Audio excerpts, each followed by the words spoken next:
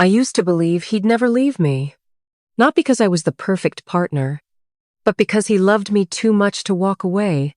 So when he finally did, when he packed his things without yelling or begging me to stop him, that's when I realized I had been confusing his patience with permanence. Now I scroll through photos of his new life, smiling, thriving, and I realize he meant every word when he said he was done. My name is Leah. I'm 32. And this is the story of how I pushed away the only man who ever truly stayed. Until he didn't. Eric and I met in our 20s. He wasn't loud or flashy. He didn't sweep me off my feet with poetic speeches or grand gestures. What he did was show up. Consistently. Patiently. Every time. When I was sick, he made soup from scratch. When I lost my job, he handled rent without a second thought. When I snapped at him after a long day, he didn't fight back, he just asked what I needed. And I took it all for granted. It wasn't that I didn't love him. I did. But I loved him like a backup generator. Always there, humming quietly in the background. Reliable. Constant. Safe. I never asked myself how he felt. If he was being fulfilled. If my sharp tongue and cold shoulders were wearing him down. I assumed he'd stay. Because he always had. Looking back, I can see the signs. They weren't loud. Eric wasn't loud. He stopped asking to go on date nights. Stopped sending random "I miss you" texts. Stopped laughing at my sarcasm. At the time, I thought we were just getting comfortable. Settling into the rhythm of life. I didn't realize we were drifting and I was the one letting go of the rope. The turning point came on a Thursday. We had just gotten back from dinner with some mutual friends. I had been cold to him all evening. Dismissive. He'd tried to engage, and I'd rolled my eyes. In the car, he was silent. When we got home, I went straight to the bedroom and started scrolling through my phone. He stood in the doorway. I didn't look up, until he said, "Do you even like me anymore?" I laughed. What kind of question is that? But he didn't laugh back. You don't talk to me. You don't touch me.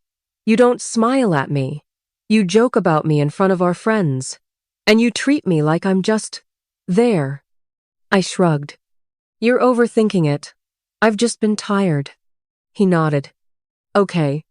And walked out of the room. 3 days later, I came home to find his closet half empty.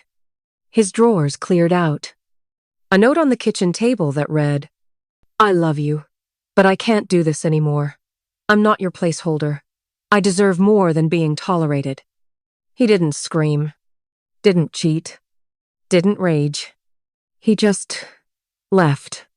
At first, I thought he was bluffing, that he'd be back once he cooled off. But days turned into weeks.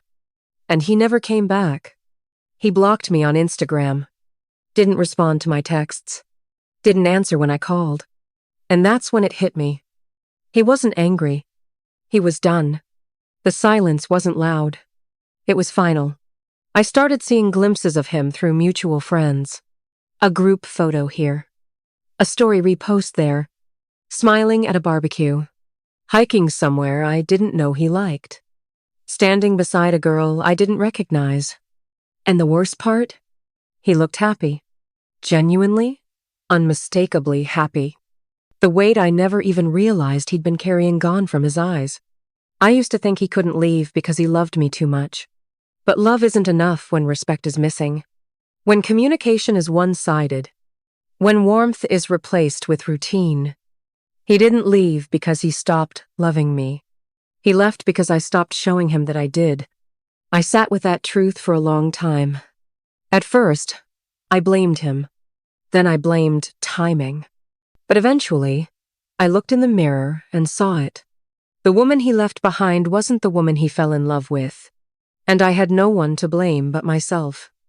If you've ever had someone who kept showing up for you, someone who tried, even when you made it hard, please, don't wait until they leave to notice their worth. Because when quiet people finally walk away, they don't slam doors. They don't look back. They just go. And sometimes, they never come home.